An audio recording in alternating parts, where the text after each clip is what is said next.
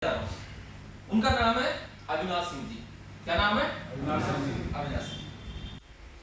वो आज की डेट में बहुत अच्छे ट्रेनर है, मोटिवेशनल स्पीकर है और इंस्पिरेशन कोच है। वो कॉर्पोरेट को बहुत ज्यादा ट्रेनिंग उनका मतलब बहुत ज्यादा बिजी शेड्यूल है, लेकिन वो केआरएस अपर के लिए अकेडमी के लिए एवरी टाइम तैयार रहते हैं, हर किसी को ट्रेनिंग करने के लिए, हर किसी को ट्रेन करने के लिए, क्योंकि अपने आप को कैसे बिल्ड किया जाए। क्योंकि कहते हैं कि हर एक सिस्टम को या अर्निंग कमाने के लिए आदमी को खुद की वैल्यू बढ़ानी पड़ती है। क्या बढ़ानी पड़ती है? वैल्यू। सबको मैं बुलाऊं तो आप सबका सहयोग चाहिए, तो जोरदार तालियों के साथ मैं बुलाना चाहूंगा हमारे आज के ट्रेनर मिस्टर अविनाश सिंह जी। खड़े होकर जोरदार तालियां।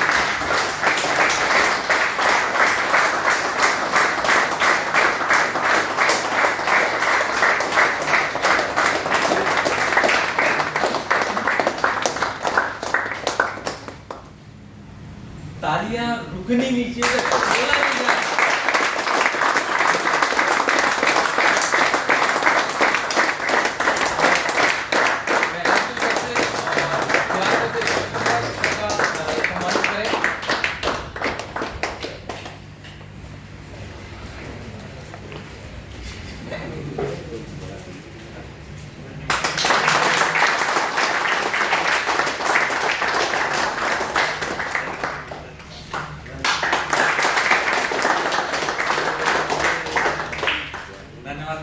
ये तो हमारी जान है खान साहब। तो एक बार सर के लिए जबरदस्त ताली। और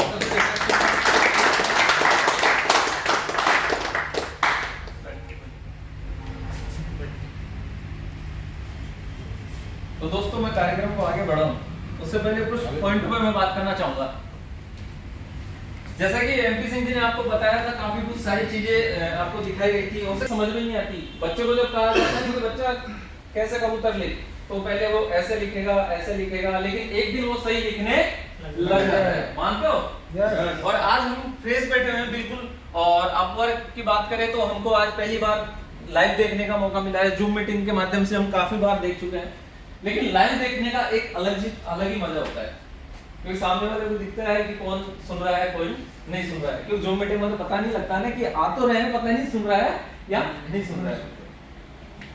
कॉन्सेप्ट आपको बता दिया गया है। 50,000 रुपए पर डे तक हम पहुंच सकते हैं। डिपेंड करता है आप पे।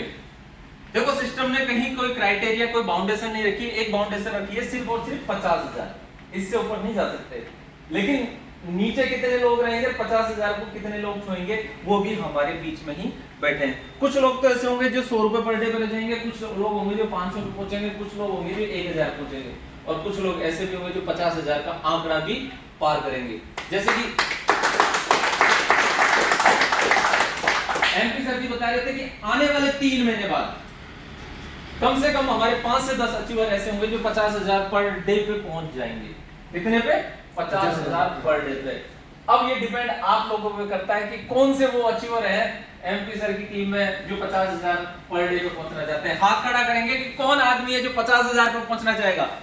50,000 रुपए पर डे पे कौन सा बंदा है जो पहुंचना चाहेगा, और कैसे पहुंचेगा वो खुद बताएगा। अच्छा 1 2, अच्छा बाकी लोगों को 50,000 रुपए पर डे नहीं चाहिए? भरोसा नहीं है। मैं एक सवाल पूछना चाहता हूँ, 2 लोग फटाफट मेरे पास आएंगे, कोई भी 2 लोग। जी सर आप आ जाइए। जी सर आप भी आ जाइए। ये 2 शख्स आपके सामने खड़े हुए हैं, मैं इनसे एक सवाल पूछना चाहूंगा। सर जी सर। आपको 5,000 रुपए दे, आप एरोप्लेन से कूद सकते हैं? नहीं सर। आप पूछ सकते हैं? इनको 5,000 रुपए दिए जा रहे हैं, आपको 1 करोड़ रुपए दे जाए, आप पूछ जाओगे? नहीं सर। आपको हम भारतीयों की सबसे बड़ी कमजोरी यही है, इन्होंने एक बार भी नहीं पूछा कि प्लेन खड़ा है या उड़ रहा है।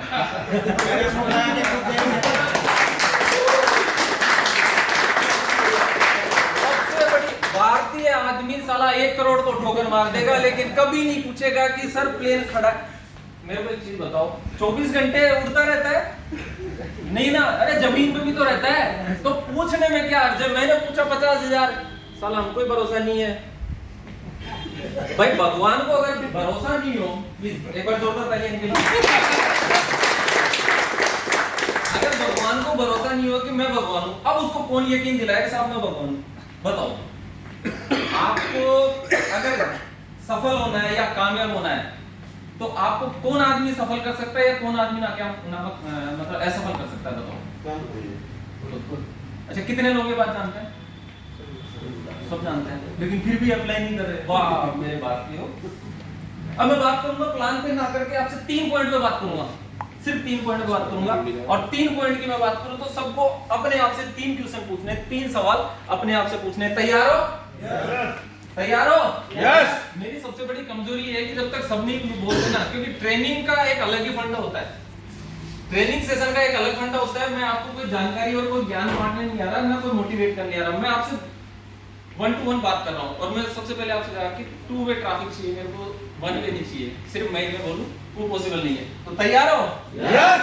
3 सवाल अपने आप से पूछना है। सबसे पहला सवाल कि जो आज हम काम कर रहे हैं, जो भी हम आज काम कर रहे हैं, उसको करते हुए इस केआरएस अपवर्क को नहीं करते हैं। सबसे पहली बात, केआरएस अपवर्क को नहीं करते हैं जो हम आज काम कर रहे हैं, तो आने वाले 3 साल बाद में हम कहां पहुंचेंगे, हमारा बैंक बैलेंस क्या होगा अगर हम केआरएस अपवर्क को नहीं करते हैं? तो आंसर भी आप लोगों के पास है कि जो काम आज हम कर रहे हैं, आने वाले 3 साल में कितनी ग्रोथ होगी। पिछले 3 साल का बैकग्राउंड देख लीजिए, आगे 3 साल बाद में भी उतना होगा, यानी इजाफा कहीं नहीं होने वाला है।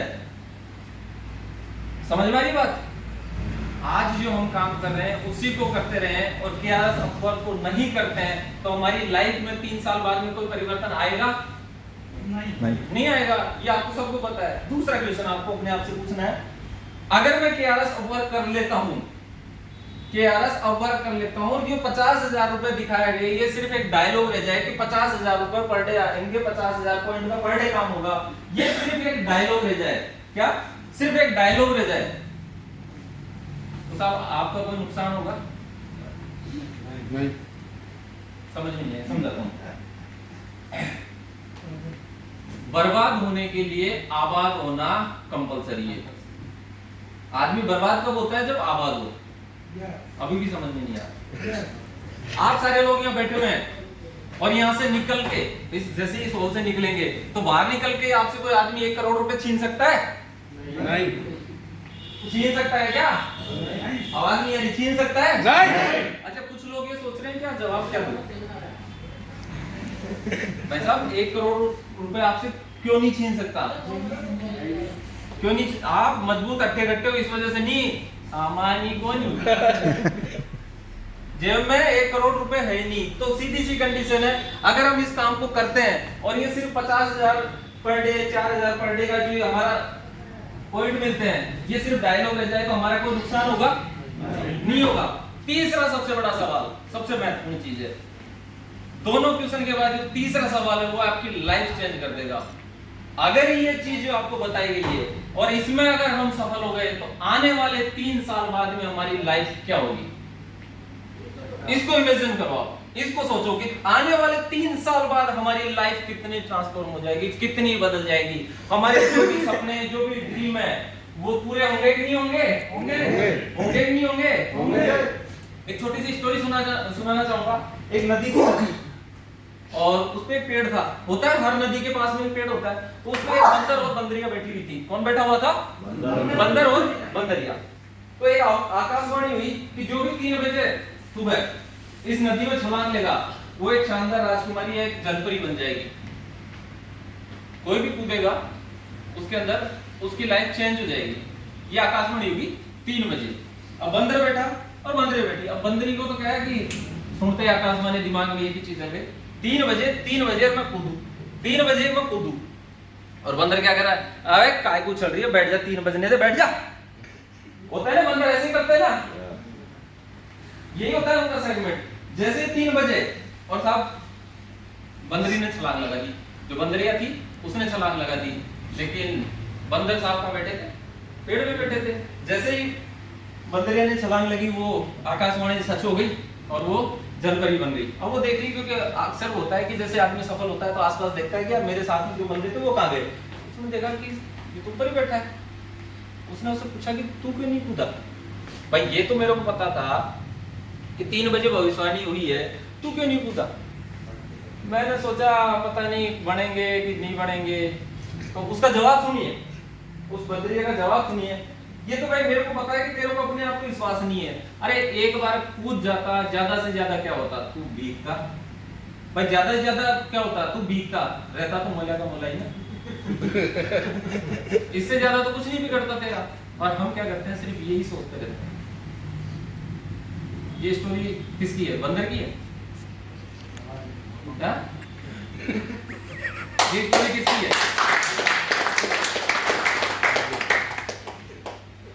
यही करते हैं। देखिए सबसे बड़ी बात क्या होती है कि कुछ लोग कहेंगे कि साहब ऐसा वैसा ये फलाना। मैं आपसे एक एग्जांपल पे थ्रू बात करना चाहूंगा। हम जा रहे हैं गाड़ी से, किससे जा रहे हैं? गाड़ी से, 4 व्हीलर 2 व्हीलर एवरीथिंग जो भी कुछ है। जा रहे हैं, रास्ते से गाड़ी का एक्सीडेंट हो जाता है। क्या हो जाता है? एक्सीडेंट। अब गाड़ी में नहीं बैठना चाहिए ना, लेकिन होता क्या है, जैसे एक्सीडेंट होता है तुरंत एम्बुलेंस आती है, एम्बुलेंस में डाल देते हैं। मतलब गाड़ी से उठा के फिर गाड़ी में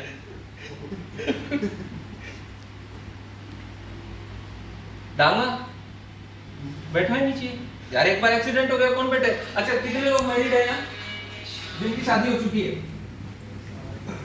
सारे मैरिड है, बहुत बड़ी समझ में आओगे, बहुत अच्छी तरह समझोगे। सबकी शादी हुई है, सबकी शादी हुई है। और हमारी पत्नी माँ भी बनती है, माँ बनती है। कई बार ऐसे केसेस होते हैं, जैसे सपोज करो मैं मेरा एग्जांपल ले लूं या और किसी का ले लूं, उसने शादी करी, डिलीवरी टाइम आया तो अक्सर देखा है कि कई बार लेडीजों की मौत हो जाती है ना। अब दोबारा शादी करे, अब बच्चों पैदा नहीं करने चाहिए ना, मर गई पहले वाली तो। हाँ भाई, पहली हमने शादी करी, उसकी डिलीवरी टाइम में वो एक्सपायर हो गई, अब दूसरी शादी करी, हम रुकते नहीं ना, दूसरी शादी भी करनी पड़ती है। दूसरी शादी करी, अब उसका भी क्या करें, डिलीवरी करवाए नहीं करवाए?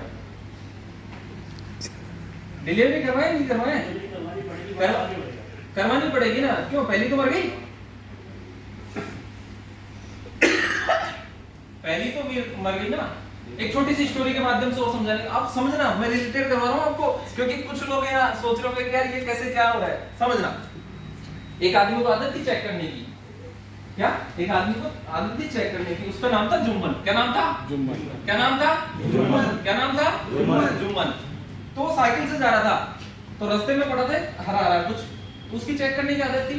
वो उतरा साइकिल से, उसने देखा कि यार ये क्या है, नहीं आया समझ में,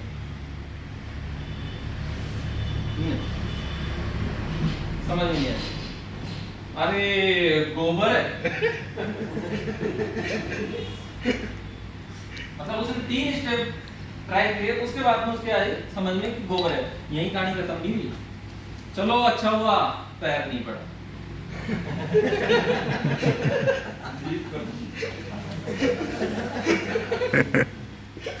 समझ पा रहे हो? हम उस स्तर से चेक करते हैं।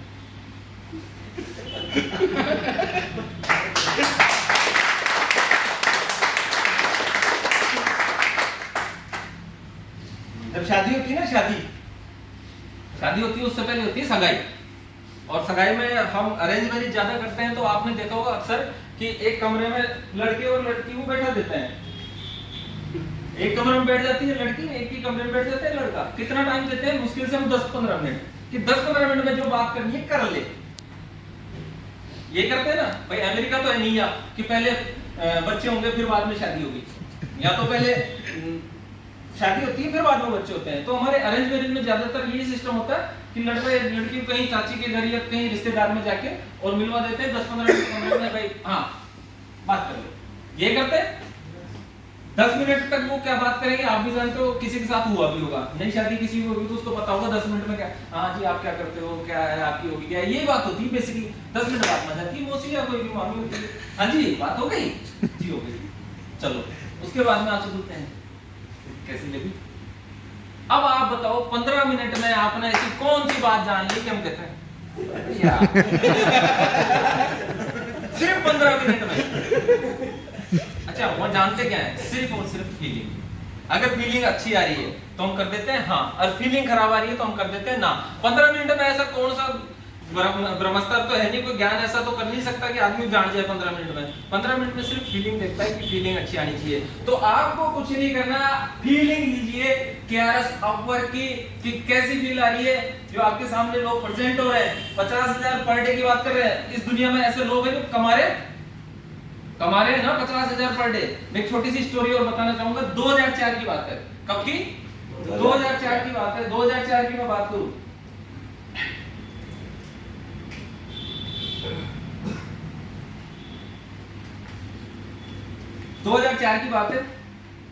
तो एक आदमी का दिमाग